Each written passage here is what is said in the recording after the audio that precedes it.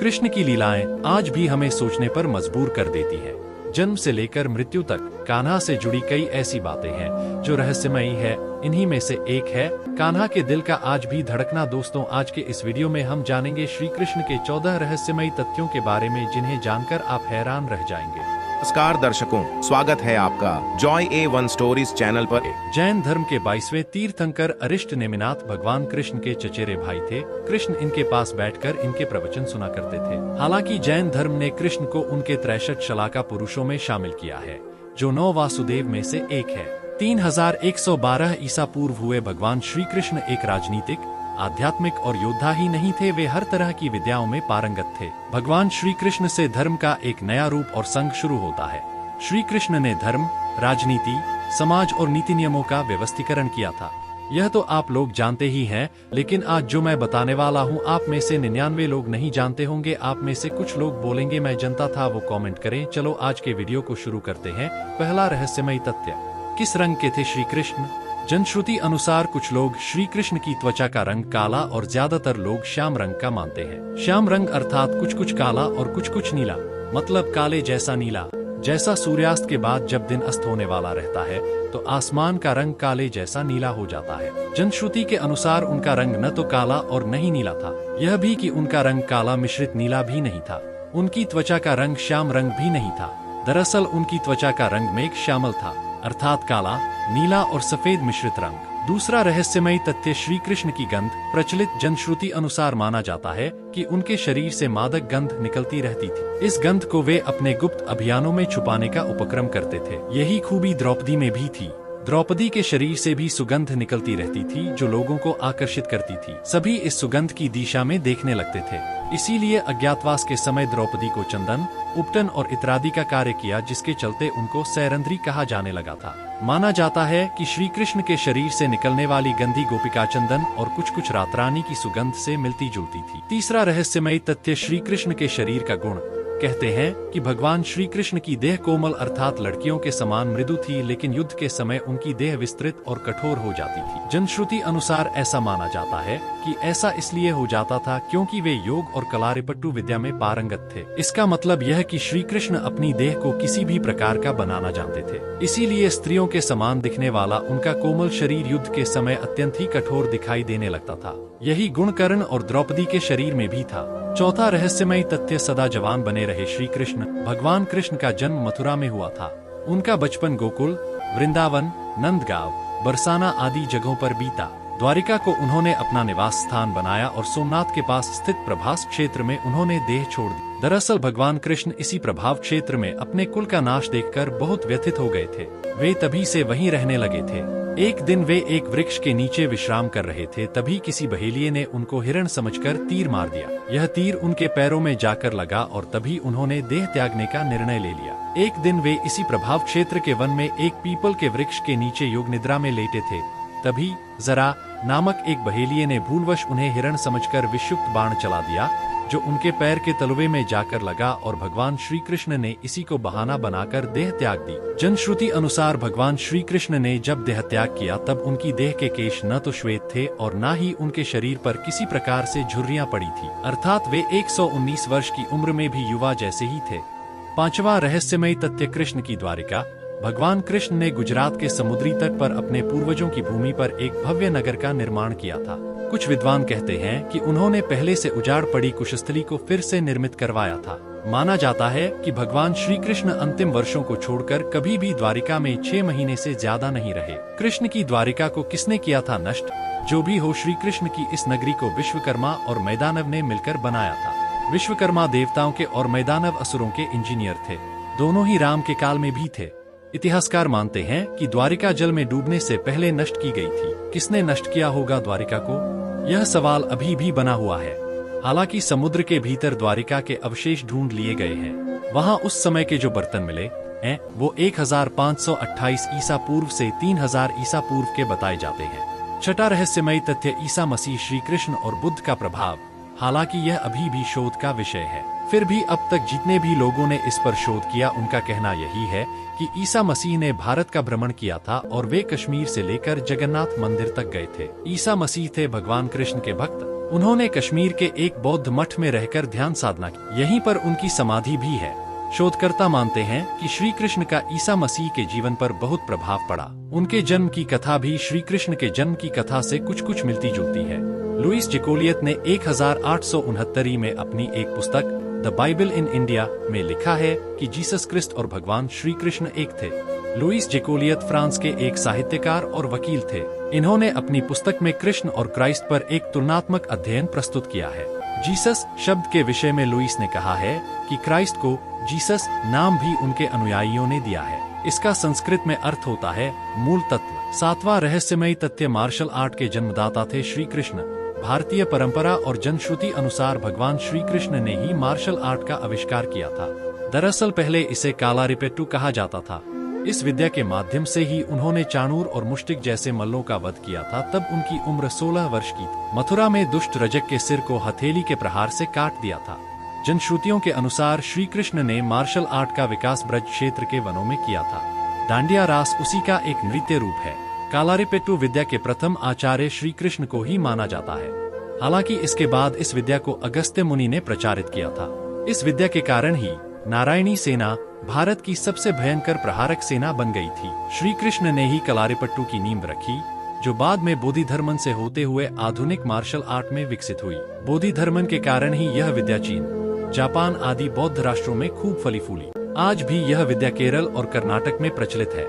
श्री कृष्ण ने इस विद्या को अपनी नारायणी सेना को सीखा रखा था। डांडिया रास इसी का एक रूप है। मार्शल आर्ट के कारण उस काल में नारायणी सेना को भारत की सबसे भयंकर प्रहारक माना जाता था। 8वां रहस्यमयी तथ्य परशुराम जी ने दिया था सुदर्शन चक्र। श्री कृष्ण के पास यूं तो कई प्रकार के दिव्यास्त्र थे, लेकिन सुदर्शन चक्र मिलने के बाद सभी और उनकी साख बढ़ गई थी। शिवाजी सावंत की किताब युगांधर अनुसार श्री कृष्ण को भगवान परशुराम ने सुदर्शन चक्र प्रदान किया था, तो दूसरी ओर वे पाशुपतास्त्र चलाना भी जानते थे। पाशुपतास्त्र शिव के बाद श्री कृष्ण और अर्जुन के पास ही था। इसके अलावा उनके पास प्रस्वपास्त्र भी था, जो शिव, वसुगण, भीष्म के पास है। 9वां रहस्यमयी तथ्य शिव और कृष्ण का जीवाणु युद्ध। प्रचलित मान्यता के अनुसार कृष्ण ने असम में बाणासुर और भगवान शिव से युद्ध के समय माहेश्वर ज्वर के विरुद्ध वैष्णव ज्वर का प्रयोग कर विश्व का प्रथम जीवाणु युद्ध लड़ा था। हालांकि यह शोध का विषय हो सकता है। युद्ध का कारण कृष्ण से प्रद्युम्न का और प्रद्युम्न से अनिरुद्ध का जन्म हुआ। प्रद्युम्न के पुत्र तथा कृष्ण के पौत्र अनिरुद्ध की पत्नी के रूप में उषा की ख्याति है। अनिरुद्ध की पत्नी उषा शोणितपुर के राजा वाणासुर की कन्या थी। अनिरुद्ध और उषा आपस में प्रेम करते थे। उषा ने अनिरुद्ध का हरण कर लिया था। वाणासुर को अनिरुद्ध उषा का प्रेम पसंद नहीं था। उसने अनिरुद्ध को बंधक बना लिया था। वाणासुर को शिव का वरदान प्राप्त था। भगवान शिव को इसके कारण श्री कृष्ण से युद्ध करना पड़ा था। अंत में देवताओं के समझाने के बाद यह युद्ध रुका था। श्री कृष्ण ने लड़े थे ये 10 प्रमुख युद्ध। भगवान श्री कृष्ण 64 कलाओं में दक्ष थे। एक ओर वे सर्वश्रेष्ठ धनुर्धर थे, तो दूसरी ओर वे द्वंद्व युद्ध में भी माहिर थे। इसके अलावा उनके पास कई अस्त्र और शस्त्र थे। उनके धनुष का नाम सारंग था, उनके खड्ग का नाम नंदक, गदा का नाम कौमोदकी और शंख का नाम पांचजन्य था, जो गुलाबी रंग का था। श्री कृष्ण के पास जो रथ था उसका नाम जैत्र, दूसरे का नाम गरुड़ध्वज था। उनके सारथी का नाम दारुक था और उनके अश्वों का नाम शैव्य, सुग्रीव, मेघपुष्प और बलाहक था। 10वां रहस्यमयी तथ्य कृष्ण की प्रेमिका और पत्नियां।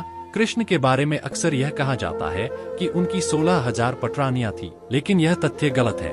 उनकी मात्र 8 पत्नियां थीं। कृष्ण की जिन 16,000 पटरानियों के बारे में कहा जाता है, दरअसल वे सभी भौमासुर, जिसे नरकासुर भी कहते हैं, उसके यहाँ बंधक बनाई गई महिलाएं थीं, जिनको श्री कृष्ण मुक्त कराया था। ये महिलाएं किसी की माँ थी, किसी की बहन तो किसी की पत्नियां थी, जिनको भौमासुर अपहरण करके ले गया था।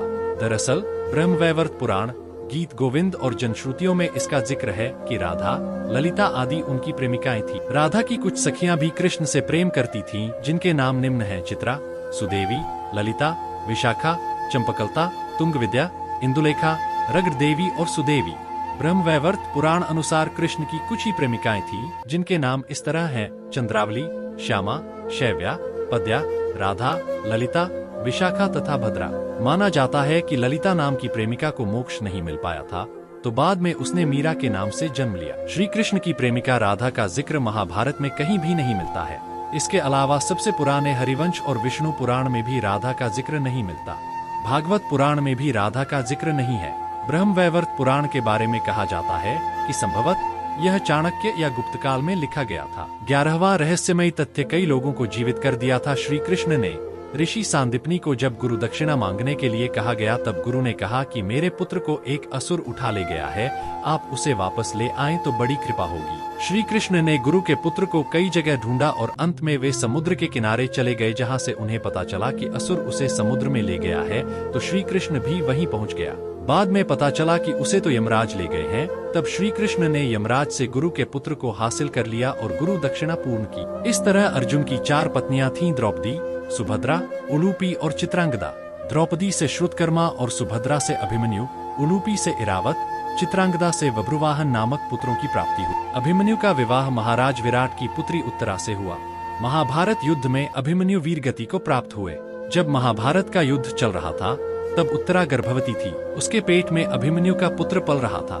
द्रोण पुत्र अश्वत्थामा ने यह संकल्प लेकर ब्रह्मास्त्र छोड़ा था कि पांडवों का वंश नष्ट हो जाए। द्रोण पुत्र अश्वत्थामा के ब्रह्मास्त्र प्रहार से उत्तरा ने मृत शिशु को जन्म दिया था, किंतु भगवान श्री कृष्ण ने अभिमन्यु उत्तरा पुत्र को ब्रह्मास्त्र के प्रयोग के बाद भी फिर से जीवित कर दिया। यही बालक आगे चलकर राजा परीक्षित नाम से प्रसिद्ध हुआ।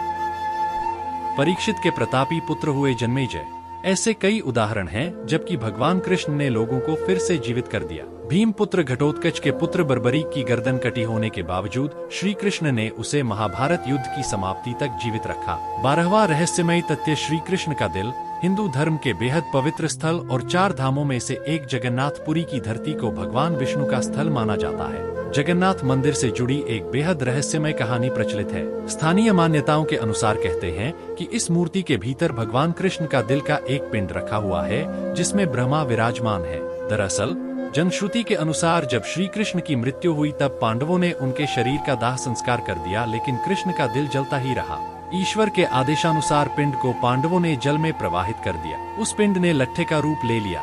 राजा इंद्रद्युम्न, जो कि भगवान जगन्नाथ के भक्त थे, को यह लट्ठा मिला तो उन्होंने इसे जगन्नाथ की मूर्ति के भीतर स्थापित कर दिया। उस दिन से लेकर आज तक वह लट्ठा भगवान जगन्नाथ की मूर्ति के भीतर है। हर 12 वर्ष के अंतराल के बाद जगन्नाथ की मूर्ति बदलती है, लेकिन यह लट्ठा उसी में रहता है। हालांकि यह शोध का विषय हो सकता है। 13वां रहस्यमयी तथ्य नहीं हुआ था यदुवंश का नाश। महाभारत युद्ध की समाप्ति के बाद जब युधिष्ठिर का राजतिलक हो रहा था तब कौरवों की माता गांधारी ने महाभारत युद्ध के लिए श्री कृष्ण को दोषी ठहराते हुए शाप दिया कि जिस प्रकार कौरवों के वंश का नाश हुआ है, ठीक उसी प्रकार यदुवंश का भी नाश होगा। शाप के चलते श्री कृष्ण द्वारिका लौटकर यदुवंशियों को लेकर प्रभास क्षेत्र में आ गए। कुछ दिनों बाद महाभारत युद्ध की चर्चा करते हुए सात्यकी और कृतवर्मा में विवाद हो गया। सात्यकी ने गुस्से में आकर कृतवर्मा का सिर काट दिया। इससे उनमें आपसी युद्ध भड़क उठा और वे समूहों में विभाजित होकर एक दूसरे का संहार करने लगे। इस लड़ाई में श्री कृष्ण के पुत्र प्रद्युम्न और मित्र सात्यकी समेत सभी यदुवंशी मारे गए थे। केवल बब्रू और दारूक ही बचे रह गए थे। यदुवंश के नाश के बाद कृष्ण के ज्येष्ठ भाई बलराम समुद्र तट पर बैठ गए और एकाग्रचित्त होकर परमात्मा में लीन हो गए। इस प्रकार शेषनाग के अवतार बलराम जी ने देह त्यागी और स्वधाम लौट गए। बलराम जी के देह त्यागने के बाद जब एक दिन श्री कृष्ण पीपल के नीचे ध्यान की मुद्रा में लेटे थे, तब उस क्षेत्र में एक जरा नाम का बहेलिया आया हुआ था। जरा एक शिकारी था और वह हिरण का शिकार करना चाहता था। जरा को दूर से हिरण के मुख के समान श्री कृष्ण का तलवा दिखाई दी। बहेलिये ने बिना कोई विचार किए वहीं से एक तीर छोड़ दिया, जो कि श्री कृष्ण के तलवे में जाकर लगा। जब वह पास गया तो उसने देखा कि श्री कृष्ण के पैरों में उसने तीर मार दिया है। इसके बाद उसे बहुत पश्चाताप हुआ और वह क्षमा याचना करने लगा। तब श्री कृष्ण ने बहेलिये से कहा कि जरा तू डर मत, तूने मेरे मन का काम किया है, अब तू मेरी आज्ञा से स्वर्गलोक प्राप्त करेगा। बहेलिये के जाने के बाद वहां श्री कृष्ण का सारथी दारुक पहुंच गया। दारुक को देखकर श्री कृष्ण ने कहा कि वह द्वारिका जाकर सभी को यह बताए कि पूरा यदुवंश नष्ट हो चुका है और बलराम के साथ कृष्ण भी स्वधाम लौट चुके हैं। सभी लोग द्वारिका छोड़ दो, क्योंकि यह नगरी अब जलमग्न होने वाली है। मेरी माता, पिता और सभी प्रियजन इंद्रप्रस्थ को चले जाए। यह संदेश लेकर दारुक वहां से चला गया। इसके बाद उस क्षेत्र में सभी देवता और स्वर्ग की अप्सराएं, यक्ष, किन्नर, गंधर्व आदि आए और उन्होंने श्री कृष्ण की आराधना की। आराधना के बाद श्री कृष्ण ने अपने नेत्र बंद कर लिए और वे सशरीर ही अपने धाम को लौट गए। श्रीमद् भागवत के अनुसार जब श्री कृष्ण और बलराम के स्वधाम गमन की सूचना इनके प्रियजनों तक पहुंची तो उन्होंने भी इस दुख से प्राण त्याग दिए। देवकी, रोहिणी, वसुदेव, बलराम जी की पत्नियां, श्री कृष्ण की पटरानियां आदि सभी ने शरीर त्याग दिए। इसके बाद अर्जुन ने यदुवंश के निमित्त पिंडदान और श्राद्ध आदि संस्कार किए। यदुवंश के बचे हुए लोग, महाभारत और पुराणों अनुसार इन संस्कारों के बाद यदुवंश के बचे हुए लोगों को लेकर अर्जुन इंद्रप्रस्थ लौट आए। इसके बाद श्री कृष्ण के निवास स्थान को छोड़कर शेष द्वारिका समुद्र में डूब गई। यदि यदुवंश के लोग बच गए थे तो क्या उनका वंश नष्ट नहीं हुआ था? श्री कृष्ण के स्वधाम लौटने की सूचना पाकर सभी पांडवों ने भी हिमालय की ओर यात्रा प्रारंभ कर दी। इसी यात्रा में ही एक एक करके पांडव भी शरीर का त्याग करते गए। अंत में युधिष्ठिर सशरीर स्वर्ग पहुँचे थे। 14वां रहस्यमयी तथ्य वानर राज बाली ही था जरा बहेलिया। पौराणिक मान्यताओं अनुसार प्रभु ने त्रेता में राम के रूप में अवतार लेकर बाली को छुपकर तीर मारा था। कृष्ण अवतार के समय भगवान ने उसी बाली को जरा नामक बहेलिया बनाया और अपने लिए वैसी ही मृत्यु चुनी जैसी बाली को दी थी। तो अच्छा लगा हो तो इसे शेयर जरूर करें और इसी तरह के अन्य वीडियो देखने के लिए जुड़े रहें आपका अपना चैनल जॉय A1 स्टोरीज के साथ। धन्यवाद।